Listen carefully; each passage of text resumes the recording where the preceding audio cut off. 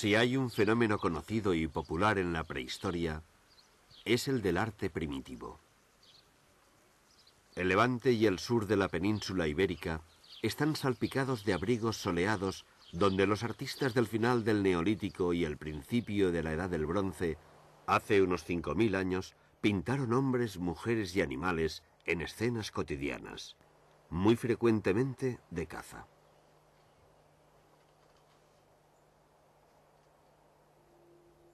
Pero lo más grandioso del arte rupestre lo encontramos en la pintura paleolítica, desarrollada en la nebulosa época de los cazadores, hace más de 15.000 años. Las manifestaciones más habituales del arte paleolítico son las pinturas. Con rara insistencia, pinturas de animales. Ni una sola figura humana en estas viejas paredes. Pero también hay esculturas en arcilla y grabados. Una de las fórmulas más originales del arte paleolítico la encontramos aquí, en la Cueva del Parpalló, un pequeño recinto en la comarca de la Safor, donde se encontraron abundantísimos restos de sílex, junto a miles de placas planas de piedra con figuraciones de animales.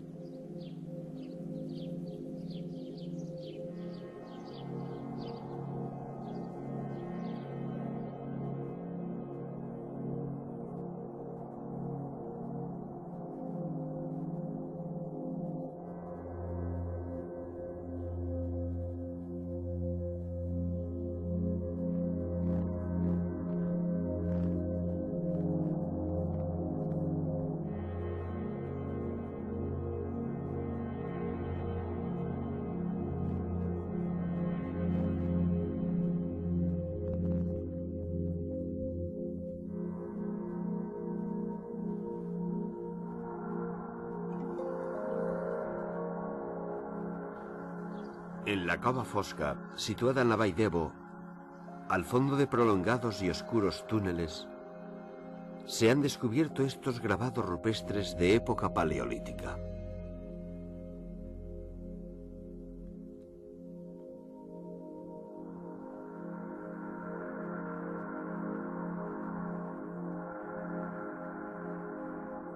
Desde el descubrimiento del arte paleolítico, su origen y significado ha sido un misterio.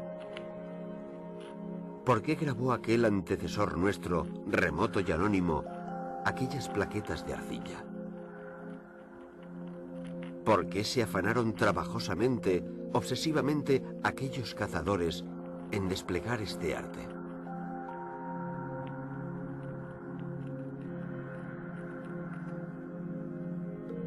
¿Por qué no representaron otra cosa más que caballos, cabras y ciervos, siempre animales.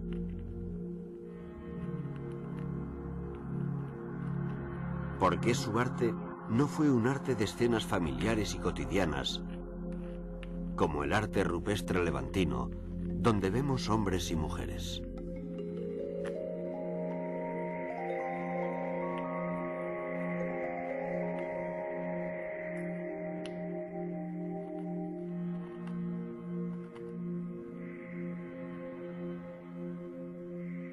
Nuestra explicación no tiene que ver con los datos materiales, ni con la tipología, ni con el estilo, sino con los mitos y las leyendas. Volvamos la vista a aquel lejano mundo, el paraíso de los cazadores, la época dorada de los artistas, cuando el hombre comenzaba a comprender el mundo.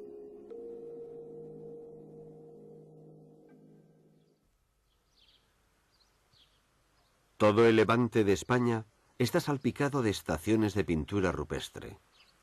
Una pintura datada entre el final del Neolítico y comienzos de la Edad del Bronce, es decir, el tercer milenio antes de nuestra era.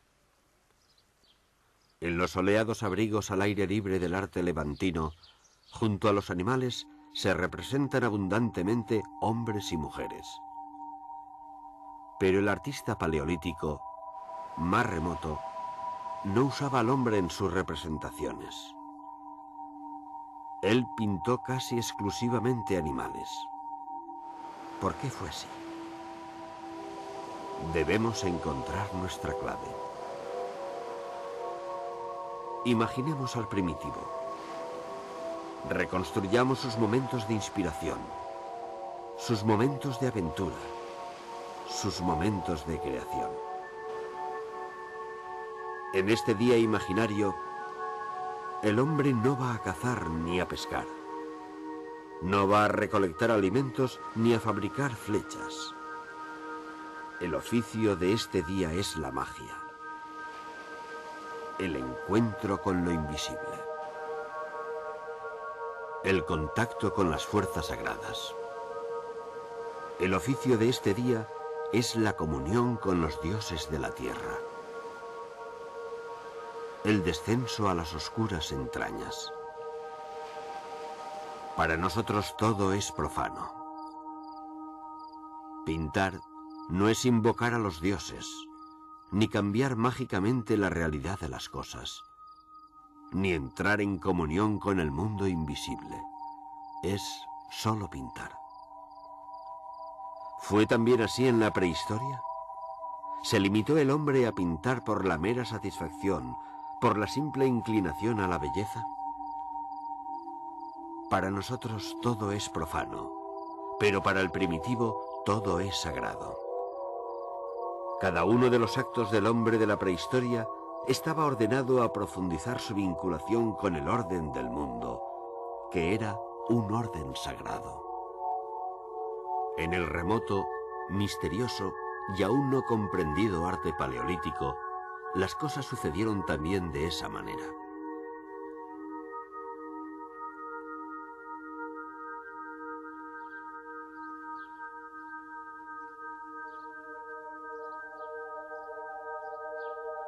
Nosotros, hombres modernos pertrechados de ciencia, sabemos qué son las cuevas. El resultado de la disolución del carbonato de calcio en el agua. Ellos, los hombres del Paleolítico, creían que las cuevas eran la entrada al más allá subterráneo y al mismo tiempo las entrañas de la madre tierra, de la diosa que da el nacimiento. Ellos creían que la mujer era sagrada porque podía dar a luz una nueva vida. Podía dar al mundo una criatura que hasta entonces había dormitado de alguna manera misteriosa en su cuerpo.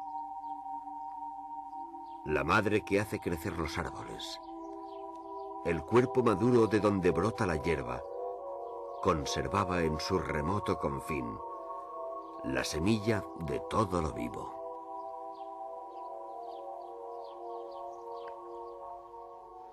La tradición oral, preservada desde su origen y mantenida como un tesoro en los entornos rurales, ha conservado para nosotros todos estos datos. Una leyenda afirma que una diosa dio lugar al movimiento y produjo que los primeros hombres que se encontraban en el fondo de la tierra se movieran hacia la superficie.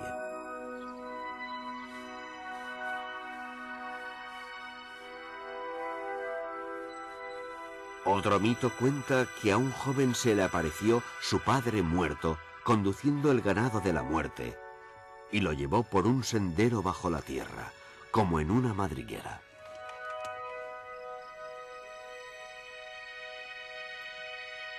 En otras culturas se afirma que las cavernas son el reino de los rebaños del mundo subterráneo, del cual proceden las manadas del mundo superior y al cual vuelven. En otras partes se considera las cavernas como el hogar de las manadas celestiales. Muchos cuentos relatan cómo un personaje llega al reino subterráneo, donde viven los difuntos, persiguiendo un animal en una carrera frenética. El animal que huye se refugia en una cueva que conduce al reino subterráneo, porque allí es donde está su casa. Es de esta manera, persiguiendo a un animal, como el héroe del cuento encuentra el acceso al más allá subterráneo, el misterioso mundo de los espíritus, donde encuentra los objetos mágicos que venía a buscar.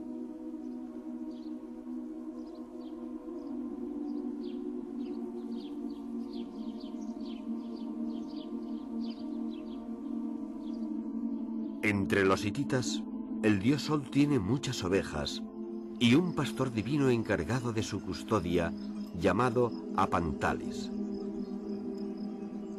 Pero el dios Sol es precisamente el dios del mundo inferior y por lo tanto de las cuevas que llevan a él. Porque diariamente, durante la noche, atraviesa las regiones inferiores. Así sucedía a Osiris, que es tanto el dios solar como el dios de los muertos, porque atraviesa el infierno cada noche.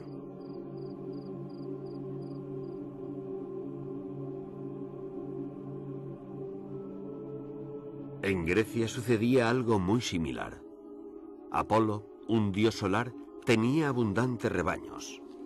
Lo mismo que Helios, el dios solar por excelencia. La expresión «los ganados del sol» era proverbial en la cultura clásica. En algunas otras culturas, en fin, al dios de los muertos se le llama pastor del mundo inferior. El ganado está entonces vinculado por lazos fuertemente simbólicos al más allá subterráneo. Y lo mismo sucede a los animales de caza.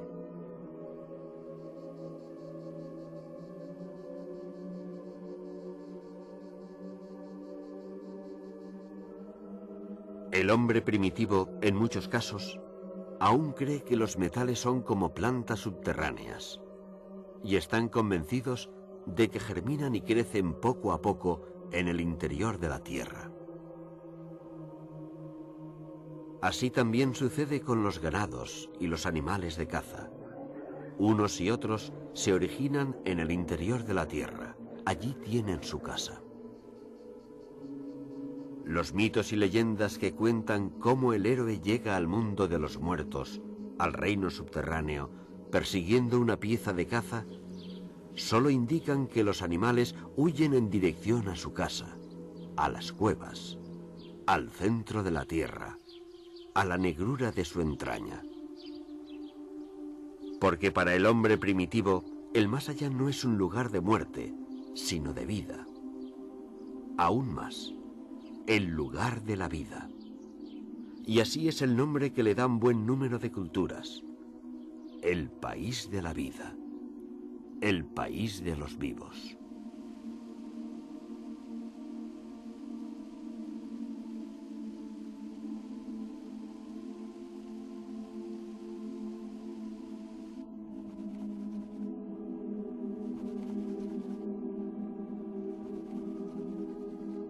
El vientre de la tierra es de esta manera, en la mentalidad primitiva, el núcleo de toda vida.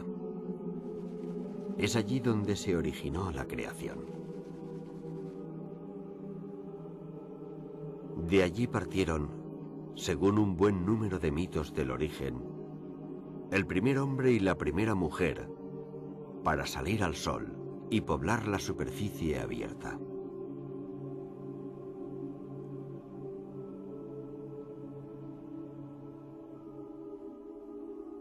Allí fueron creados los animales. Allí reposa el germen de toda vida y se mantiene la creación permanente.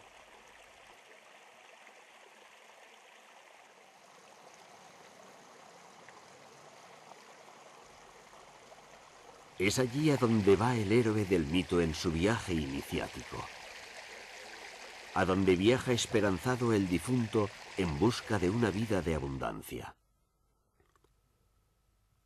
A donde se dirige el héroe del cuento popular en busca de los recursos mágicos.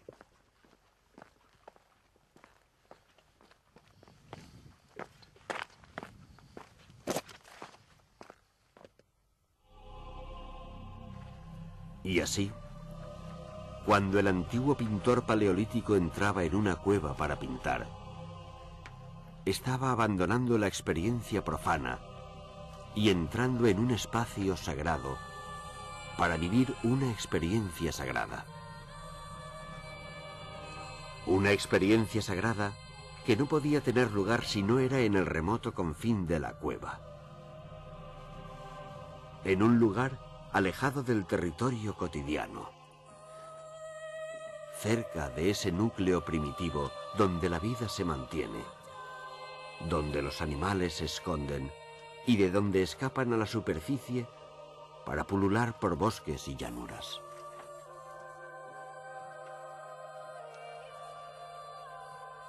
El hombre desecha los paneles que se encuentran cerca de la entrada de la cueva. Se interna en la negra galería. Atraviesa kilómetros de oscuridad.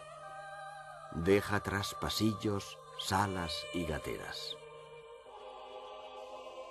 Se dirige a un lugar especial, alejado del mundo, sepultado por toneladas de piedra, profundo en la entraña de la tierra, envuelto en el silencio.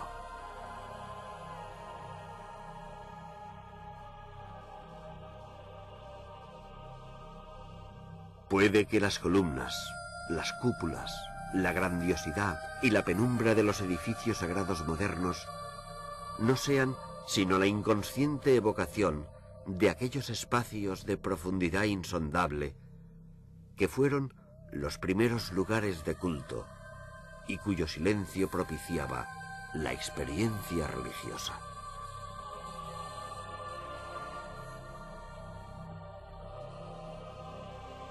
Es imposible saber por qué los antiguos artistas eligieron unos paneles para pintar o unos rincones para modelar y desecharon otros.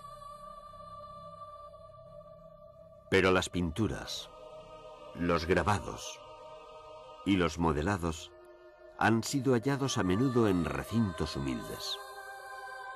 Allí, en aquellos rincones, aterradoramente alejados del mundo, se entregaron los hombres a una actividad que era tanto artística como mágica, y tanto mágica como religiosa.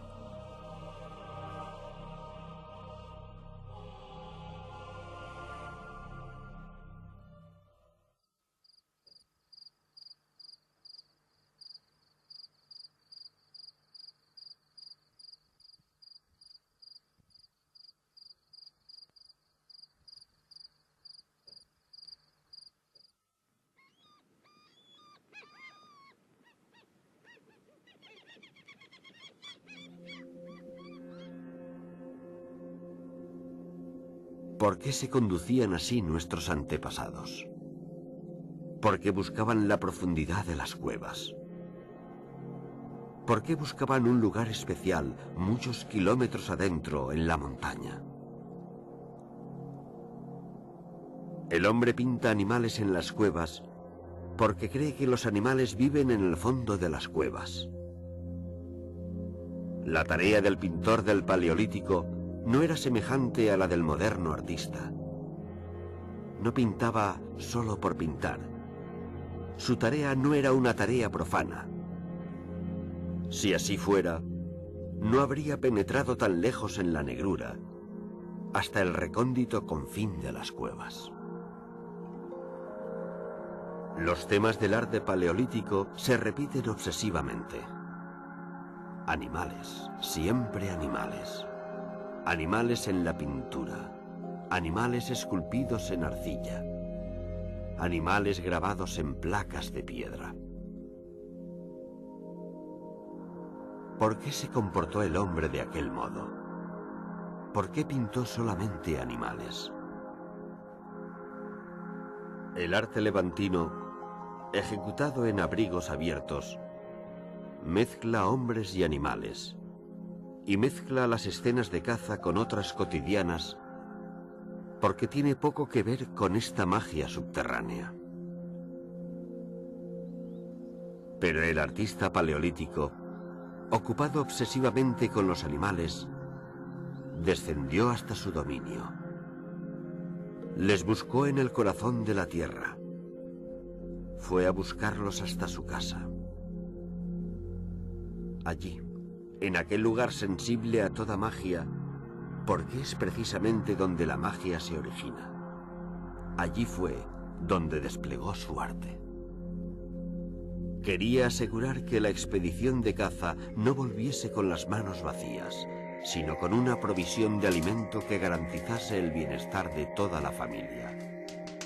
Quería intervenir en el misterioso secreto de la fertilidad, para que las hembras de los animales que cazaba no dejasen de parir. Quería convertirse en un dios menor, poniendo toda su inspiración en favor de la continuación del ciclo de la vida. Quería que la creación nunca terminara, que la madre tierra siguiera pariendo, que la vida no tuviera fin. La respuesta al misterio no estaba en las propias pinturas, ni en las cuevas, sino en los mitos, las leyendas y los cuentos, es decir, en nosotros mismos, en nuestra propia memoria. Si hubo misterio, fue porque habíamos olvidado. Si hay un misterio, es porque nos hemos decidido a cegar las dulces fuentes de la tradición.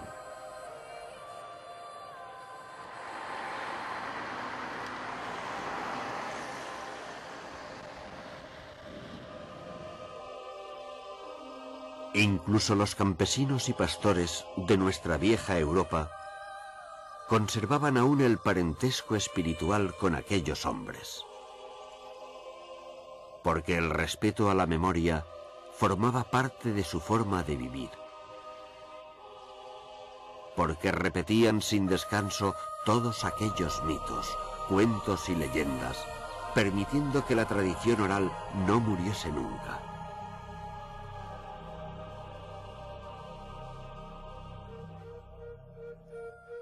Para nosotros todo es profano, pero para el primitivo todo es sagrado. Lo que busca el artista es penetrar en la entraña de la tierra, meterse en sus tripas, penetrar en su beatífico cuerpo. El cuerpo que continuamente está engendrando la creación. El cuerpo en cuyo sagrado interior el germen de la vida nunca muere.